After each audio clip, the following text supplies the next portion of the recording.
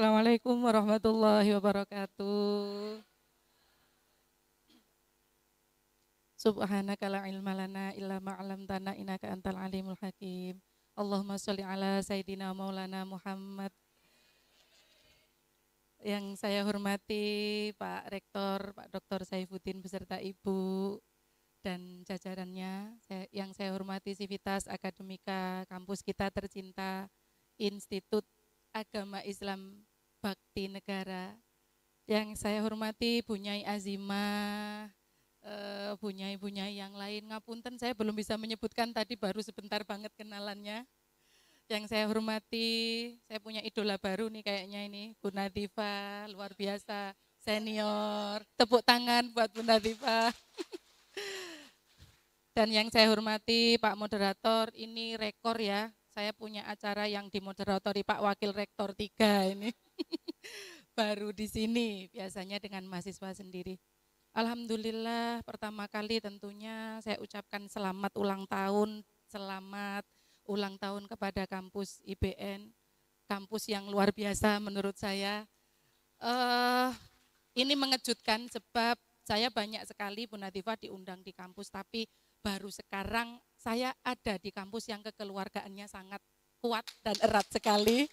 Luar biasa, baru sekarang ada Pak Rektor mau susah payah nungguin narasumber dari luar daerah yang masih muda gitu.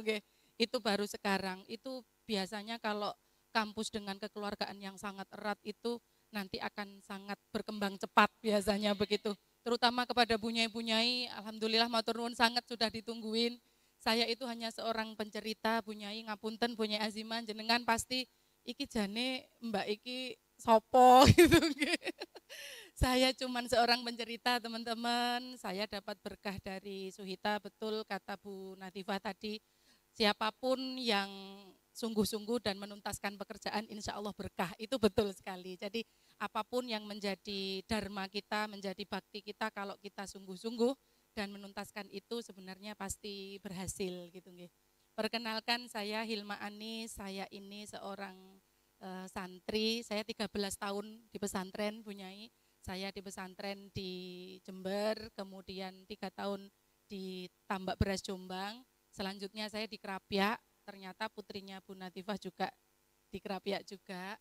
Kemudian saya ini lahir dan besar di Jember, kemudian saya alumni Fakultas Dakwah UIN Sunan Kalijaga Yogyakarta, saya juga aktif di PMII, saya juga aktif di arena gitu ya, di lembaga pers mahasiswa, tapi saya agak kesasar di dunia literasi atau di jurnalistik. Saya novel.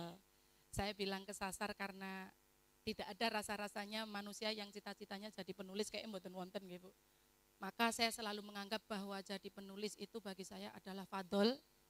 Saya enggak minta, tapi itu dikasih, dan kata Abah, yo nek kui fadol, nek gak mbok syukuri, kamu nggak terus menulis, ya itu kamu artinya tidak bersyukur. Jadi sebenarnya saya menulis itu adalah bentuk dari rasa syukur saya kepada fadol yang diberikan Tuhan kepada saya dalam bentuk inspirasi. Mohon doanya nggih teman-teman. Alhamdulillah. Jadi Suhita itu hari ini sudah disetel di Singapura, di Indonesia sudah semua. Sekarang Singapura, Malaysia, selanjutnya Hong Kong. Dan dalam beberapa waktu lagi akan tayang di series, ada 18 episode, dan alhamdulillah Pak Produser itu yang semula hanya melihat Suhita, lama-lama Mbak Hilma, saya mau juga dong novelnya yang sebelum Suhita, judulnya Wigati. Jadi setelah ini Wigati yang masuk layar lebar, mohon doanya teman-teman. Tidak banyak yang bisa saya ceritakan, tapi saya kepingin cerita kepada teman-teman, terutama yang masih mahasiswa, bahwa ternyata menjadi penulis itu memang bisa menjadi satu pilihan dalam hidup. Dulu saya tidak pernah berpikir bahwa orang itu bisa hidup dengan menjadi penulis, itu di dalam pikiran saya tidak ada.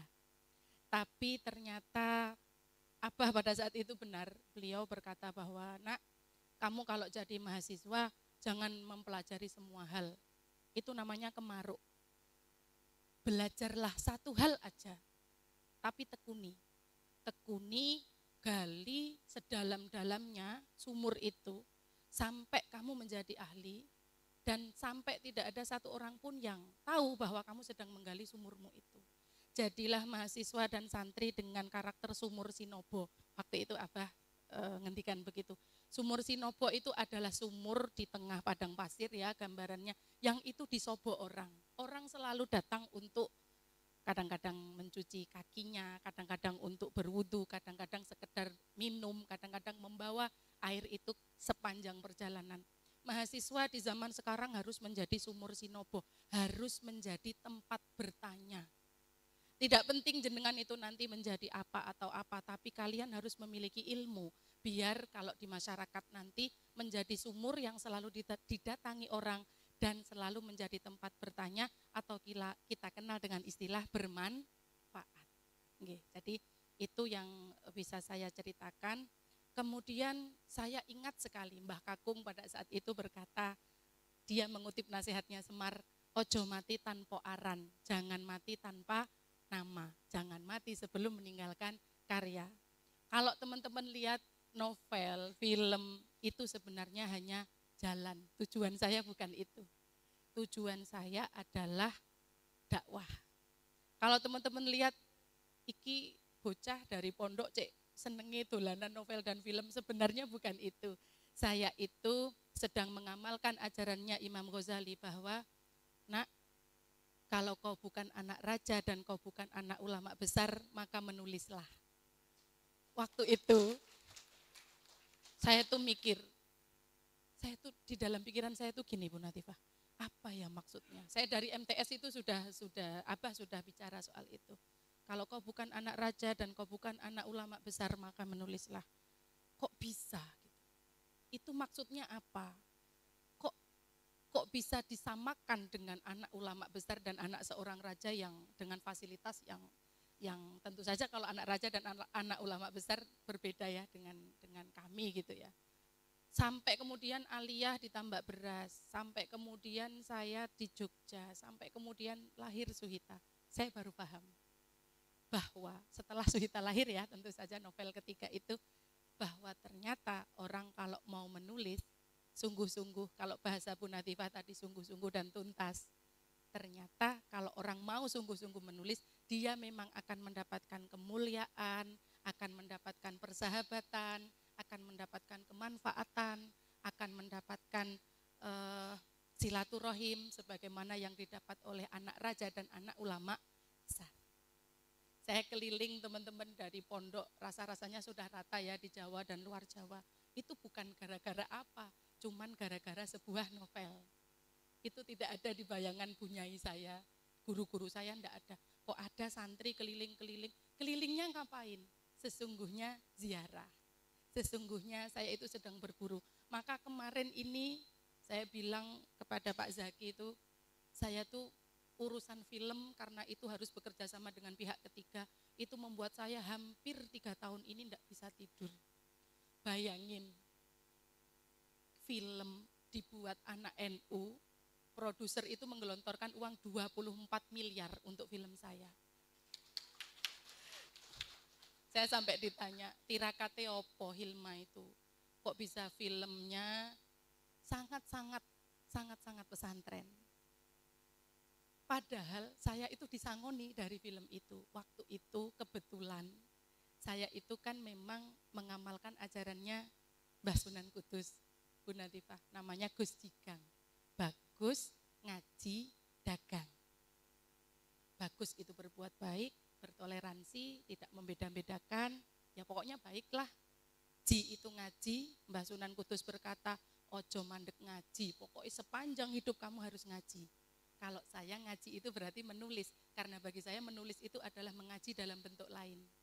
Yang ketiga adalah dagang. Mungkin ini agak unik, atau mungkin tidak disampaikan selain saya. Tapi kalau saya karena kebetulan suami dari Kudus, suami saya itu cucunya Mbah Turaihan Kudus, dan kami mengamalkan ajaran itu, maka saya belajar berdagang sebagai wujud kemandirian. Tidak mau jadi subordinat siapapun. Saya juga punya buku itu akhirnya kami terbitkan Indi, dan alhamdulillah sudah 100.000 eksemplar itu kami terbitkan Indi. waktu film itu diminta sama produser, hati saya itu begini, kayaknya tidak usah. Nanti kalau berubah, saya pasti dimarahin ini sama penggemar-penggemar. Yang semula lovers jadi haters, nggih Bu. Karena tidak sama. Tapi produser terus meyakinkan saya, Mbak, kalau nggak difilmkan nanti tidak akan dibaca, tidak akan dinikmati semua kalangan, apalagi yang luar negeri. Jenengan harus keluar dari zona nyaman, jangan dari pesantren dibaca lagi orang pesantren. Itu namanya kalau bahasanya apa, buk-buk cung. Kalau kamu orang pesantren harus meluas lagi dakwahnya. Oke, saya bilang, monggo difilmkan, tapi ada part-part tertentu yang itu saya gondeli. Tapi ternyata bekerja sama dengan pihak ketiga kan tidak mudah. Dan kita harus punya watak patriotik. Kalau kita bekerja sama dengan pihak ketiga terus kita ngelek-ngelek lah mboten sae nggih. Harus kita bela mati-matian tim itu. Jadi saya tuh bermalam-malam nggak bisa tidur. Waktu itu Abah bilang, awakmu film itu dibeli berapa? Sekian Bah. Abah saya kaget. Padahal kan dari penerbitan itu sudah banyak. Alhamdulillah. Karena kebetulan kami terbitkan Indi, jadi tidak dengan penerbit mayor. DP saya teman-teman, ini Bu Nyai mungkin nanti santrinya biar dimotivasi nggih. DP saya dari film itu bisa kami buat beli tanah berhektar-hektar untuk pengembangan pesantren Abah. Waktu itu di masa saya menulis Suhita itu saya berdoa, ya Allah ini novel ketiga. Saya termasuk aliran yang mempercayai bahwa kalau nulis apapun harus tawasul, itu saya. Kalau orang lain, enggak kan duduk disertasi, kan bukan tesis, kan bukan buku ilmiah, kan bukan jurnal. Masa novel aja ditirakati. Kalau saya iya, karena kita kan enggak tahu nggih berkah itu datangnya dari mana kan kita tidak pernah tahu. Dalam hati saya, ya Allah ini novel ketiga saya, mudah-mudahan novel ini bisa ngelabeti keluarga kecil saya, bisa ngelabeti pesantrennya Abah, dan bisa ngelabeti masyarakat saya. Ternyata dikabulkan. Jadi Suhita itu perjalanannya luar biasa. Yang ada di sekitar Suhita itu rasa-rasanya hanya rezeki itu Mbak Natifah. Sebab apa? Saya bikin novel Wigati itu 4 tahun baru selesai. Saya kalau bikin novel harus riset. Waktu itu saya belajar mati-matian soal keris. Jadi sampai 4 tahun itu baru kelar. Sedangkan Suhita itu hanya 7 bulan. Sangat mudah. Kemudian tidak ada kesulitan yang berarti. Segala sesuatunya mudah. Maka kita kadang-kadang apa yang kita rencanakan memang tidak selalu berhasil. Tapi kadang-kadang yang kita anggap sepele justru hasilnya luar biasa. Kadang-kadang misterinya hidup itu seperti itu nggih. Jadi alhamdulillah Suhita itu berkahnya luar biasa. Saya jadi banyak bersilaturahim dengan banyak sekali orang juga gara-gara novel itu. Terutama ketika kemudian terjun di dunia film. Berarti saya begini, berarti nasihatnya Mbah Kakung pada saat itu benar. Teken, tekun, tekan. Kamu harus punya teken. Teken itu cita-cita. Dalam bahasa pesantren berarti himmah. Ojo sampai wong urip itu enggak punya himmah. Adik-adik yang masih mahasiswa, dari sekarang ini pegang itu teken. Cari himmahmu dalam hidup itu apa. Kemudian tekun. Kalau dalam bahasa pesantren berarti istiqomah. Tekun harus ditekuni. Kalau kamu sudah punya himmah, kamu itu tekun, maka akan tekan, maka akan hasil maksud. Bahasa pesantrennya hasil maksud atau kita kenal dengan keberhasilan. Siapapun, itu nasihat Jawa nggih. Siapapun yang punya himmah, dia istiqomah maka akan sampai teken, tekun, tekan. Itu saya buktikan di Suhita. Alhamdulillah. Nah, di kesempatan yang berbahagia ini karena ini temanya tentang perempuan, ini mohon izin Bu Natifah saya hanya membagi dari sedikit yang saya tahu dari poro sepuh. Ngapunten Bu Nyai, saya ini meskipun santri saya tidak bisa dalil. Yang saya pelajari dari dulu saya muda itu memang ajaran Jawa. Jadi saya ini sesungguhnya seorang perempuan yang dalang yang menyamar jadi penulis, Pak. Kalau jenengan itu meminta saya bercerita soal wayang, saya hafal di luar kepala sebenarnya. Jadi saya nggak tahu ya, dulu ketika Abah berkata satu hal, kamu tekuni itu dan jadilah orang yang paling sungguh-sungguh di bidang itu. Itu Bu Natifah yang saya pelajari adalah wayang. Maka secara refleks yang saya tulis itu adalah selalu berbau wayang. Nah berkaitan dengan Gus Jigang tadi, dagang, kemudian jilbab-jilbab yang saya pakai, yang saya orbitkan. Ini yang dipakai para bunyai-bunyai, ini ada jilbab pagelaran. Semuanya tentang wayang. Itu adalah yang dulu saya pelajari. Di Jogja selain aktif di di LPM Arena, saya aktif di Elkis juga, di Mata Pena. Saya juga kursus gamelan. Jadi saya itu memang secinta itu pada dunia Jawa dan ternyata yang membuat hari ini Suhita berbeda bukan keterampilan menulisnya, tapi Jawanya ini. Maka adik-adik jenengan mulai sekarang tentukan apa himmahmu dan kelak petiklah buah yang paling rendah. Tidak usah kepengin seperti teman-temannya, kepengin seperti A, seperti B, bahasa Jawanya ojo dibanding-banding gitu ya. Tapi milikilah value yang itu memang jenengan gali dan petiklah itu. Suhita itu bisa seperti itu karena kecintaan saya kepada wayang. Maka dalam kesempatan yang berbahagia ini akan saya sampaikan ajaran yang saya ketahui dari Mbah Kakung. Saya bilang Mbah Kakung karena kebetulan Mbah Kakung saya itu orang Boyolali, beliau sangat Jawa. Bejo-bejone ibu saya itu orang Jawa, dipek orang pesantren itu. Tapi ternyata yang lebih bejo itu saya karena di dalam diri saya ini pada akhirnya separuhnya pesantren, separuhnya Jawa. Saya termasuk orang yang nguri-nguri budaya Jawa. Jadi pada saat itu, ini cerita ya teman-teman bahwa hidup itu enggak ada yang mudah ya. Jadi sebelum ini saya sampaikan, Suhita itu begitu viral, itu kan sebenarnya sejarah lahirnya lucu. Jadi saya itu mengerjakan novel Wigati, karena Wigati itu kebetulan banyak yang seneng. Mereka pada bilang, ayo Neng dilanjutkan. Sekarang kan jadi penulis itu diatur Pak sama pembaca. Mereka tuh berkuasa, ngamuk-ngamuk, memaksa gitu nggih. Kalau enggak sesuai keinginannya itu, gimana ini kok enggak selesai itu berhak sekarang namanya pembaca itu raja. Bukan hanya pembeli yang raja, pembaca adalah raja. Saya mikir, waduh ini Wigati saya lanjutkan, saya itu bukan tipe penulis yang pengen karyanya banyak itu mboten. Logika saya adalah kelungsu-kelungsu waton udu.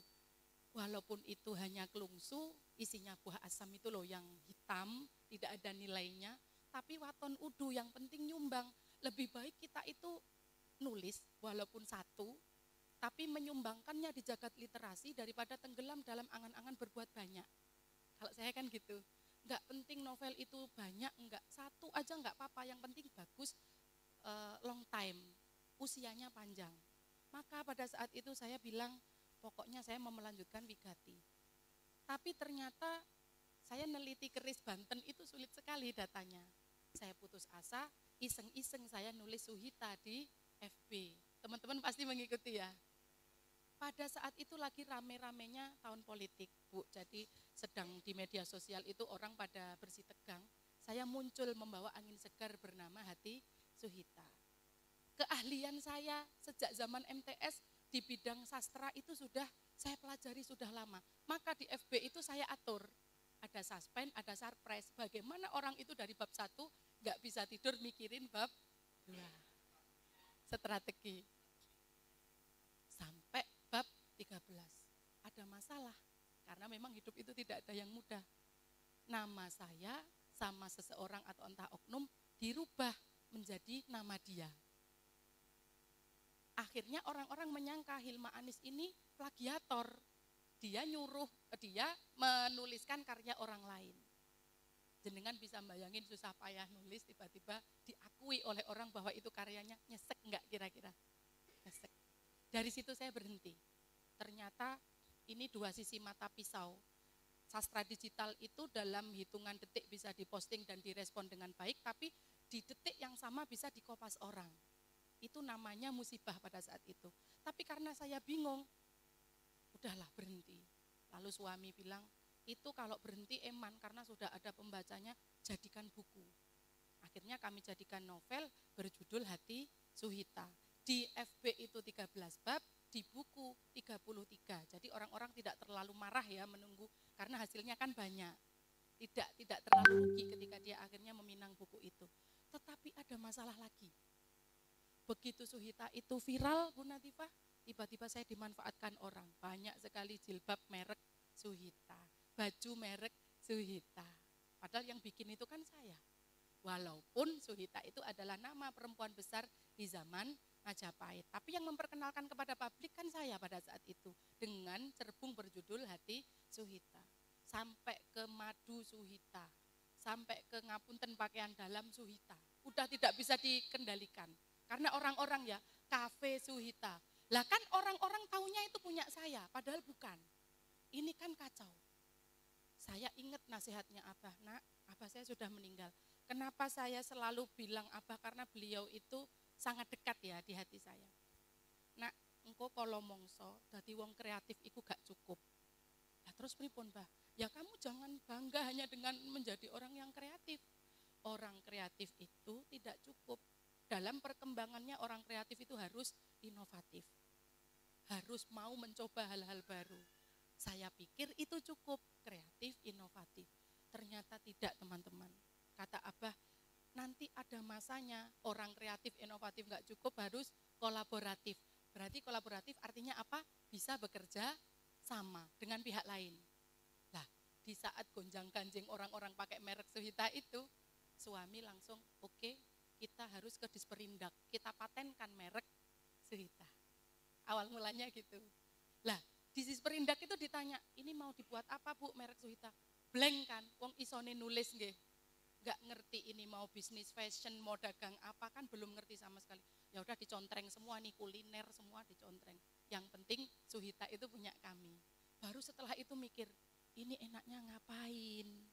Blank. Maka saya ingat dawuhnya apa? Yang penting harus bisa kolaboratif. Oke, kita bekerja sama dengan pihak ketiga, kita cari vendor, sampai kemudian lahirlah jilbab Suhita, tas Suhita, mukena Suhita, dan lain-lain. Jadi kadang-kadang musibah itu membawa berkah itu teman-teman. Nah, di situ kemudian sejarah Suhita itu dimulai bahwa itu bukan hanya tentang novel, itu bukan hanya tentang brand, tapi Suhita ini ternyata adalah saya sedang merawat agen-agen budaya karena kebetulan Suhita itu punya 100 lebih agen di seluruh Indonesia, bahkan ada yang Hong Kong, kemudian Malaysia, kemudian Taiwan, semuanya perempuan dan semuanya punya prinsip yang sama dalam hal Gus Jigang, bagus, ngaji, dagang, gitu. Jadi perempuan-perempuan di Suhita ini, agen-agen Suhita ini sesungguhnya adalah agen budaya yang juga berkembang untuk kemandirian. Mandiri itu bukan soal nominal teman-teman, mandiri itu soal mental. Mental tidak bergantung, mental tidak mengharapkan apapun selain yang diusahakan oleh tangan dan kaki kita sendiri. Itu namanya kemandirian. Adik-adik harus berhenti punya cita-cita, aku pengen suami yang kaya, berhenti. Tapi aku harus jadi orang yang kaya. Aku pengen punya mertua yang kaya, jangan. Kita ubah doanya, aku kepengen menjadi orang yang kaya. Nah kayak gitu, jadi itu soal kemandirian. Saya bawakan nasihat sebelum saya tutup forum ini, nasihat Jawa tentang Astabrata, karena ini temanya tentang perempuan. Astabrata itu sesungguhnya adalah ajaran yang harus dibisai atau dimiliki oleh para pemimpin ya. Tapi karena saya juga mendalami itu, saya juga konsen di situ. Astabrata ini bagi saya juga cocok dipraktekkan untuk perempuan-perempuan ya. Yang pertama, perempuan itu harus hambekismo atau punya watak bumi. Nanti kita lihat, kayaknya watak-watak Astabrata ini ada di Bunyai Azima, ada di Bunyai Bu Natifah, nanti ada. Nanti kalau kita sudah belajar ini, nanti kita akan tahu, oh pantes ya itu perempuan bisa moncer, oh pantes ya itu perempuan bisa berkiprah. Karena di dalam teori Jawa itu sudah disebutkan. Karena adik-adik masih mahasiswa dan ini ada banyak ibu-ibu yang pasti punya putra-putri di rumah, ini bisa kita pakai. Nggih. Yang pertama hambekismo atau watak bumi. Perempuan harus punya watak bumi. Watak bumi itu apa? Mengalah. Jadi menumbuhkan, mengalah, diinjak-injak enggak apa. Tapi bukan bumi namanya kalau diinjak tapi enggak tumbuh, gitu. Bumi itu semakin dibajak kayak di sawah, semakin tumbuh. Perempuan harus punya watak bumi, adem, ngalah, jembar, luas. Kalau nasihat para sepuh, sing jembar ati munak itu berarti meminta kita untuk menjadi perempuan yang hambekismo atau berwatak bumi. Nah, teman-teman nanti di dalam hatinya pasti gini, watakku sing ngendi yo, watakku sing ngendi yo gitu kan. Nanti ada 8, tenang teman-teman. Kalau jenengan bisa punya 1 watak itu, atau 2, atau 3, atau bahkan 8, itu luar biasa. Yang kedua, hambek suryo, atau watak matahari. Apa yang kita pelajari dari matahari? Konsistensi. Matahari terbit ya jam segitu, gitu. Nanti tenggelam ya jam segitu. Setiap hari pasti bersinar, agak sore pasti pulang. Mendung-mendung sedikit tapi besoknya muncul lagi. Yang kita pelajari dari matahari adalah konsistensi atau bahasa pesantrennya berarti istiqomah. Matahari itu menerangi, menjadi penerang. Itu disebut sebagai hambek suryo. Yang ketiga, hambek kartiko atau apa hayo kartiko? Bintang. Kalau bahasa Jawanya lakuning lintang. Perempuan harus jadi seperti bintang. Hambek kartika. Ini nih anak muda yang paling penting itu wataknya harus hambek kartika. Kenapa? Kita tahu kan watak bintang itu. Bintang itu kalau langitnya gelap, dia gelap apa bersinar? Bersinar. Jenengan ya kalau disia-siakan sama orang, diabaikan sama orang, ditolak sama orang, wis kadung sayang ditinggal misalnya. Atau gojolokane orang-orang Jember itu contohnya banyak. Cino sewean udeng orang duwe tresno dewean gendeng karpe dewe.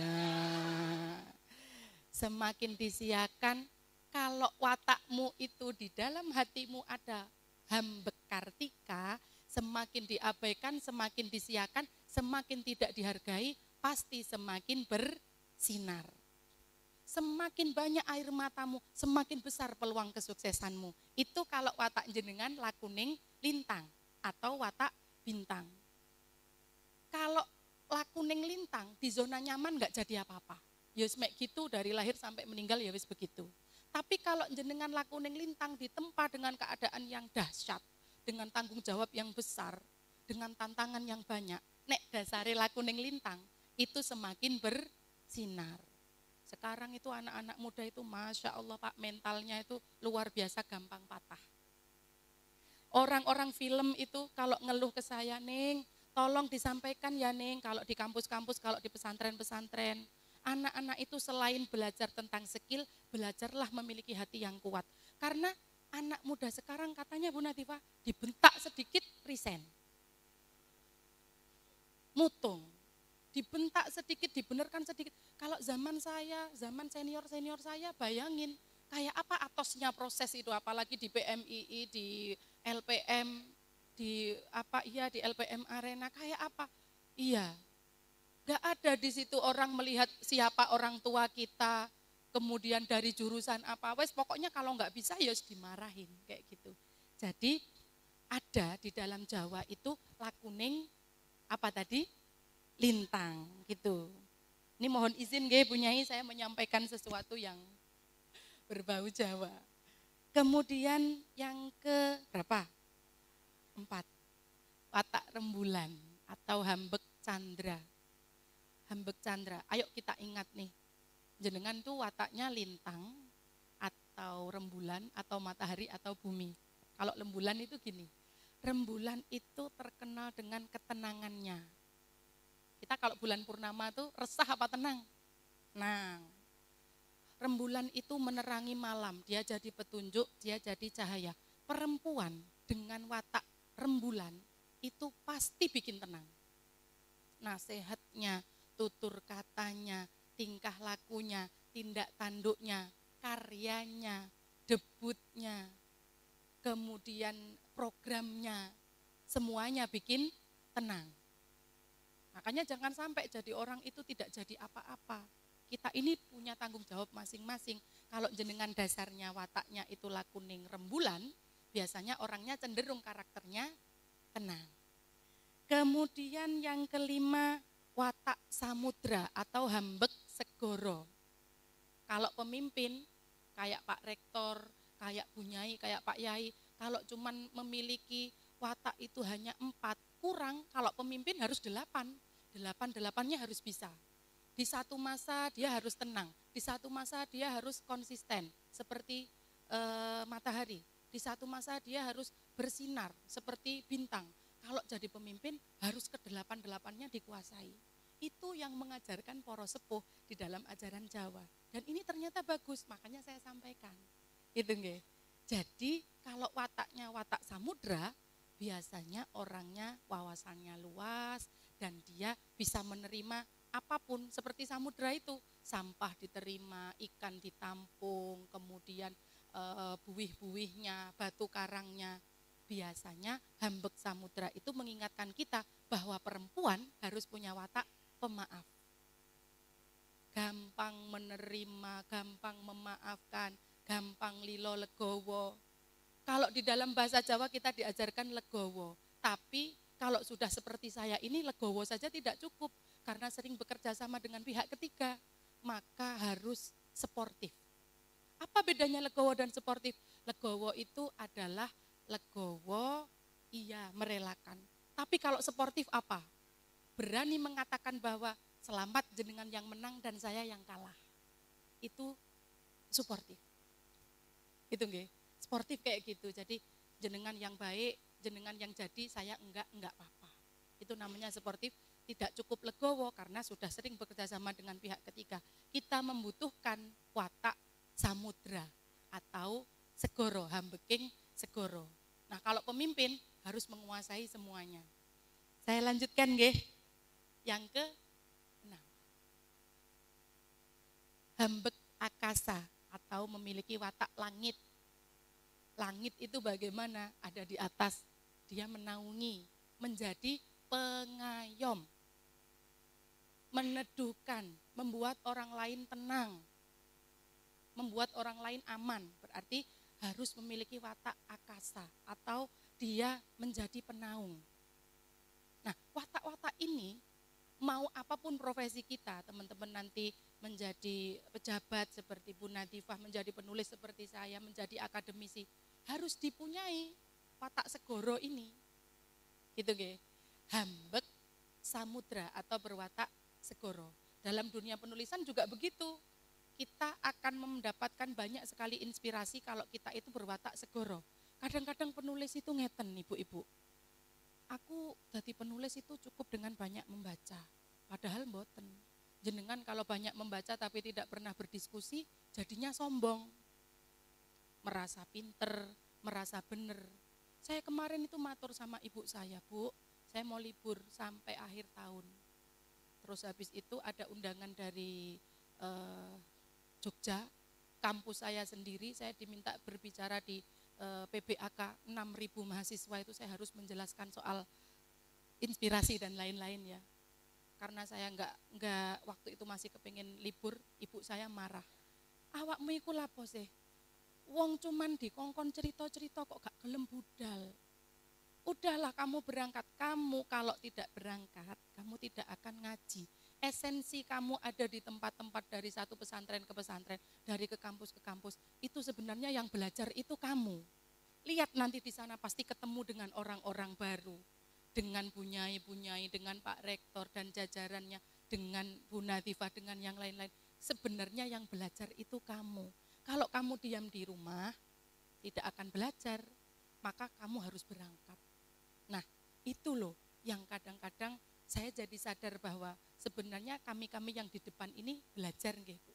Bukan mengajari, tapi kan ketika seperti ini ketemu nggih dengan jenengan-jenengan, jadi kita juga belajar.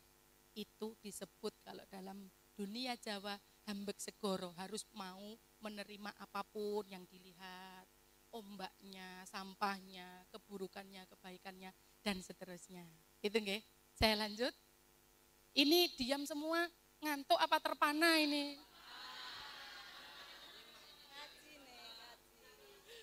Nggih. Punyai ngapunten jenengan kalau berharap saya bicara soal kepesantrenan, keislaman dan lain-lain, sudah banyak pakarnya nggih. Yang saya katakan hanya yang saya pelajari gitu nggih. Jadi kalau mengundang Hilma nanti dia akan pasti tentang dunia Jawa. Kan saya sudah bilang tadi saya ini dalang yang menyamar ya, Pak. Nggih. Dalang. Nggih, dalang yang menulis. Selanjutnya adalah nomor 7 nggih. Hambek angin, watak angin, watak hambek maruto atau lakuning angin atau berwatak angin. Kalau angin, manusia itu ternyata harus punya empati. Bisa masuk ke semua celah, bisa membuat kita segar, bisa membuat kita bernafas, bisa membuat kita hidup. Itu namanya hambek maruto atau lakuning angin atau hambek angin. Kalau mau jadi pemimpin berarti harus punya empati. Perempuan harus punya empati. Tidak cuma cerdas tapi punya empati. Nanti kalau adik-adik sudah seperti saya nanti akan tahu betapa pentingnya sebuah empati. Karena kita masih muda.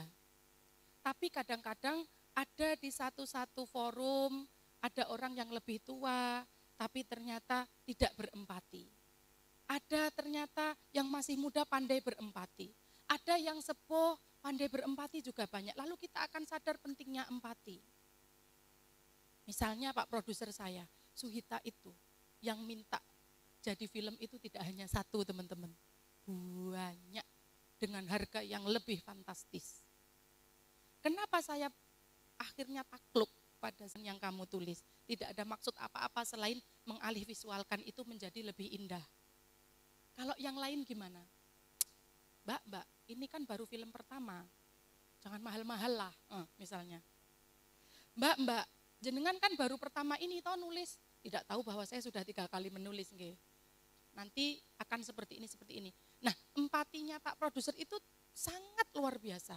Dia tahu Mbak nanti ziarahnya tetap ada. Di Mbah Hasan Besari tetap ada, di Mbah Tembayat nanti tetap ada. Nanti kita carikan pesantren terbaik biar orang-orang di Indonesia tahu pesantren itu bagus dan indah dan bersih. Nggih kan? Seperti yang jenengan lihat. Kita carikan tokoh yang semirip mungkin. Dia berempati kepada pembaca. Nek pembaca itu bayangannya yang jadi Gus Biru adalah Umar Dhanil. Bayangin itu adik-adik. Ini masih muda-muda. Syuting nggih. Pak di Kediri, ini saya cerita, syuting itu kan tertutup, tidak boleh diupload, tidak boleh dipublikasikan. Maka kita ngambil talent-talent itu 200 orang dari orang-orang Kediri, dari warga Kediri, 200 orang itu kita jadikan talent karena saya dari awal kalau dibilang Mbak Hilma, kan saya mesti dituruti, Mbak Hilma mau enggak kalau misalnya yang jadi talent itu santri? Saya bilang jangan. Saya berbeda Pak dengan penulis lain. Bagi saya santri itu tugasnya ngaji. Bukan main film. Kalau harus di film biar mereka seperti saya yang nulis. Santri itu bebannya berat. Jenengan kalau tahu tugasnya santri itu dari pagi sampai pagi lagi enggak karo-karuan banyaknya. Kalau kita riwui dengan film saya yang berdosa karena 2 bulan. Mosok nggih punyai 2 bulan terus film kan nanti mereka biar menjadi penulisnya, tapi jangan direcoki dulu dengan film ini. Akhirnya kita ambil dari orang-orang yang asli Kediri. Di situ ada adegan bedah bukunya Rengganis. Saya ingat itu kejadian itu. Udah jam 3 malam belum selesai syutingnya. Gara-gara apa? Bu, sing kesenggol Umar Dhanil itu tidak bisa menjaga ekspresinya. Jadi pas Umar Dhanil lewat itu, wah gantengnya.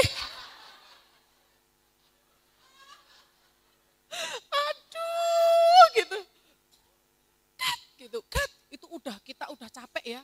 Artis itu adik-adik jenengan kalau berpikir hidup itu mudah, salah. Artis itu dari jam 5 pagi makan di situ, sholat di situ, enggak kembali ke hotel sampai jam 3 malam itu masih di lokasi syuting. Dan itu tag berulang-ulang, bukan kesalahan kameramen, bukan kesalahan sutradara dan astradanya, apalagi artisnya. Kesalahan ibu-ibu yang kesenggol Umar Dhanil. Ya Allah, gantenge gitu.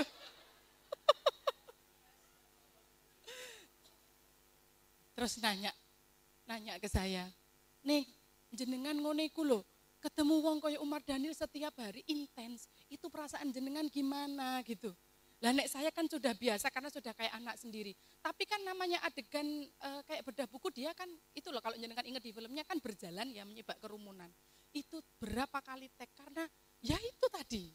Lucu-lucu orang-orang. Akhirnya saya kasih solusi, "Pak, itu dipisah aja deh, laki-laki di sana, perempuan di sana. Nanti yang dilewati itu yang laki-laki aja gitu. Jadi biar tidak berlarut-larut." Loh, sing diliwati kerumunan laki-laki, itu Umar Dhanil liwat itu ekspresinya tetap ya Allah. Gitu. Itu piye? Sementara kita kan bukan layar kecil ya, layar lebar. Gurat wajah, air muka, ekspresi itu kan kelihatan. Ulang lagi, jadi tantangannya tuh luar biasa sekali. Bikin film itu tidak pernah mudah, teman-teman. Sutradara tuh selalu bilang, "Neng, bikin film jelek itu loh sulit. Apalagi bikin film yang bagus. Yang jelek itu loh sulit kalau sudah layar lebar itu." Bayangin kadang-kadang saya diprotes, "Kok enggak di pesantren ini sih? Kok di pesantren ini sih? Kok di pesantren itu sih?" Jenengan bayangin, krunya itu 200 orang. Mobilnya itu truk sama kontainer itu ada 27, masih ditambah towingnya mobilnya Aruna yang Porsche itu. Itu mobil enggak boleh ditumpaki nggih, itu harus dinaikkan ke towing karena kita sewa. Lah kalau pesantren yang dimaui pembaca, lah yo macet selama 2 bulan. Makanya kita nyingkreh ke sana jauh biar kru-kru ini juga bisa leluasa pergerakannya, mobilitasnya. Lah kadang-kadang yang komentar kan enteng aja. Kok pesantrennya enggak di ini aja sih, kok enggak di itu aja sih? Kan ngoten nggih. Makanya paling enak itu adalah bukan berkarya tapi itu nggih. Itu hasanah tadi. Berkarya itu gak mudah teman-teman, tantangannya itu luar biasa. Maka saya itu selalu mengulang-ulang nasihat ini. Aku kadang-kadang ya kayak menjadi angin itu, hambek maruto.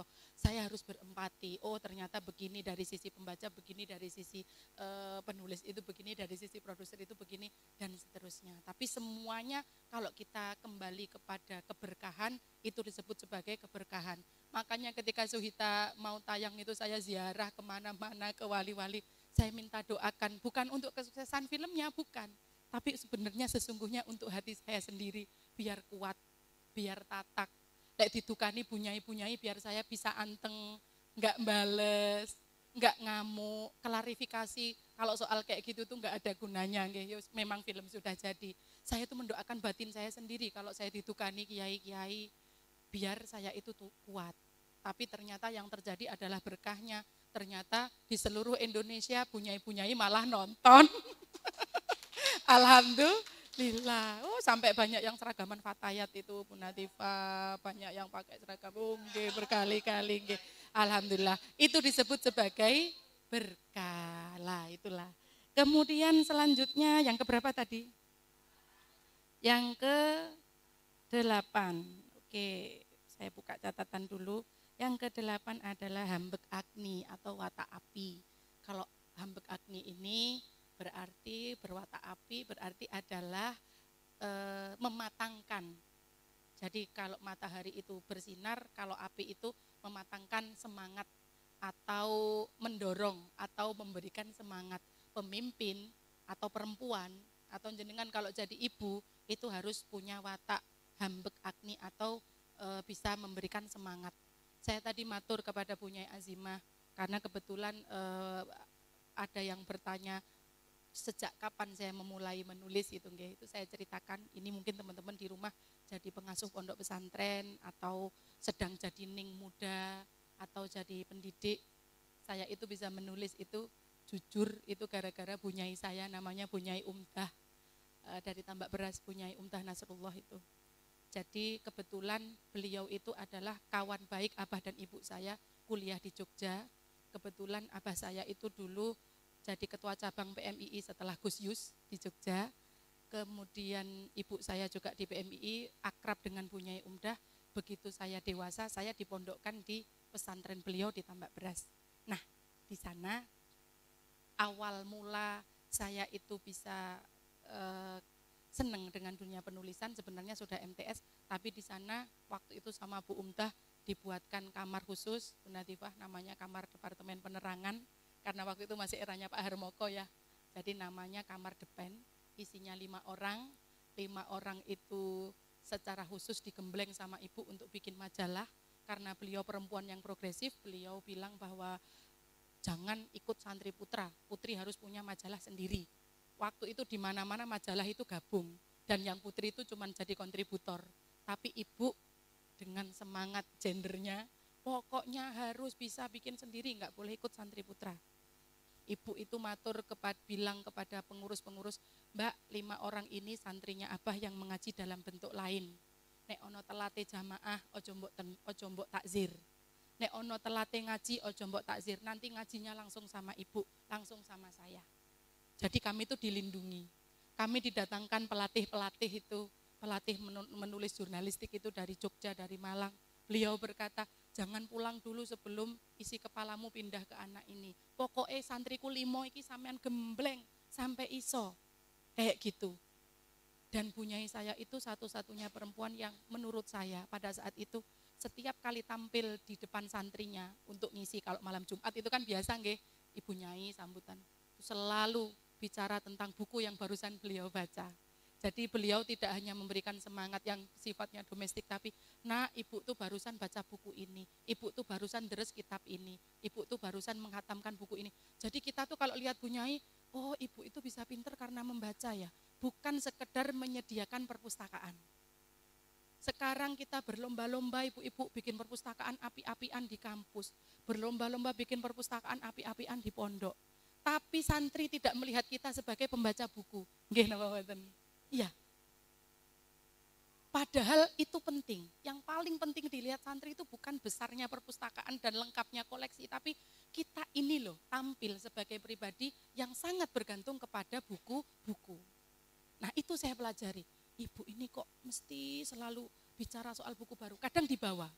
Saya kemarin baca buku ini, ini bagus. Disambutannya selalu seperti itu. Alhamdulillah ketika di Jogja terjun di LPM Arena, saya sudah tidak kagul. Yang lain masih belajar 5W1H, saya sudah berkali-kali jadi pimret.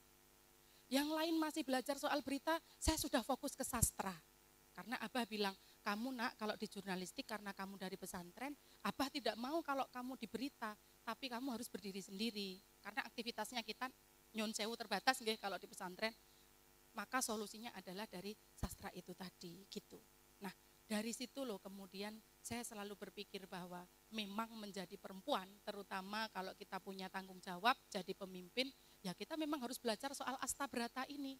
Kadang-kadang kita harus bisa memberikan semangat atau hambek agni, kadang-kadang kita harus konsisten seperti matahari, kadang-kadang harus ngalah seperti bumi dan seterusnya. Jadi 8 hal itu mungkin akan jadi oleh-oleh pertemuan kita, nggih. Kita kan nggak tahu ketemu lagi kapan, tapi saya sangat berharap 8 hal ini bisa diingat-ingat sama teman-teman, terutama para generasi muda, mahasiswa-mahasiswi IBN yang kelak akan menjadi penerus bangsa. Kita harus ingat ya, IBN itu kepanjangannya, B-nya kan bakti. Itu nggak main-main. Kampus mana yang ada nama bakti ke bakti, sudahlah bakti, negara lagi. Itu fadol, jenengan nggak boleh enak-enakan. Bukan kebetulan jenengan mengajar dan belajar di sini. Bukan kebetulan, itu benar-benar ditunggu baktimu pada negara. Ayo apa? Kalau yang lain paling bakti ke masyarakat, bakti ke keluarga. Lah kampusnya jenengan apa? Bakti negara. Oh, gak luar biasa itu. Nah, baktimu kepada negara itu ditunggu. Yang di pesantren sudah banyak, ayo ke pemerintahan. Betul tadi kata Bu Natifah, kita kalau mau mengubah, kalau tidak di dalam kan sulit. Saya juga begitu, kenapa saya kok konsisten di penulisan? Saya tahu teman-teman, kalau satu peluru cuma bisa menembus 1 kepala, tapi 1 tulisan bisa menembus 1000 kepala. Seberapa lantang sih suara kita berteriak? Maka harus belajar menulis. Jadi kalau teman-teman lihat, berarti Mbak Hilma tuh pengennya semua santri, semua mahasiswa pengen jadi penulis. Boten. Itu tujuannya sebenarnya adalah tetap dakwah, tetap nguri-nguri dakwahnya Wali Songo dan seterusnya. Jangan sampai menyepelekan semangat menulis, nggih adik-adik, profesi apapun butuh keahlian menulis. Adik-adik jadi bunyai juga butuh keahlian menulis, jadi legislatif, jadi pemerintah juga butuh keahlian menulis, jadi pendakwah juga butuh keahlian menulis. Orang itu kalau tulisannya bagus, mau bicara apapun pasti menyentuh, dan itu bisa merubah pemikiran dan hari-harinya orang-orang. Kadang-kadang kita lagi suntuk banget, tapi dengan satu tulisan kita tiba-tiba bisa bersemangat. Nggih napa mboten? Kadang kita merasa hidup ini kok sia-sia banget, tapi gara-gara baca statusnya siapa gitu, tiba-tiba bangkit lagi. Lah itu loh, tulisan kalau bagus bisa dinilai sebagai amal jariah. Maka kita harus belajar menulis. Kalau di sini ada jurnalistik, ada Pak jurnalistiknya. Nah, biasanya kalau orang-orang itu mau menekuni jurnalistik, nanti dia jadi penulis itu biasanya tulisannya bagus dan berbeda. Rasa-rasanya Suhita itu bisa berbeda, Wigati bisa berbeda, karena saya dulu menekuni dunia jurnalistik. Jadi jangan diabaikan. Ibu Nyai kalau di dalamnya santrinya ribuan tapi belum ada majalah, harus dipaksa Bu Nyai. Kita harus turun tangan langsung. Ajari anak-anak itu membuat majalah, ajari anak-anak itu berjurnalistik. Siapa nanti yang menuliskan soal jenengan kalau bukan santri jenengan? Siapa yang menuliskan soal pesantren jenengan kalau bukan jenengan? Karena pihak sebelah, pihak kanan, itu sudah mati-matian mengkader. Lah kita kok masih enak-enakan, mosok santri dari dulu sampai sekarang hanya diajari ngaji. Sekarang tidak cukup Bu Nyai, harus diajari menulis. Jadi jurnalistik di pesantren-pesantren harus ditegakkan dari sekarang, sebab kelak kita membutuhkan mereka-mereka bisa bersaing dan membela kita di bidang itu. Dunia digital itu adalah belantara dan kemampuan kita berliterasi itu adalah senjatanya. Maka santri-santri harus juga diajari kemampuan menulis gitu nggih. Ngapunten Bu Nyai, hanya itu yang bisa saya sampaikan. Adik-adik semangat ya. Kalau soal film dan lain-lain itu kan kalian sudah lihat nggih, tapi makanya saya enggak bicara soal itu. Saya hanya bicara soal Astabrata tadi. Terima kasih. Assalamualaikum warahmatullahi wabarakatuh. Waalaikumsalam.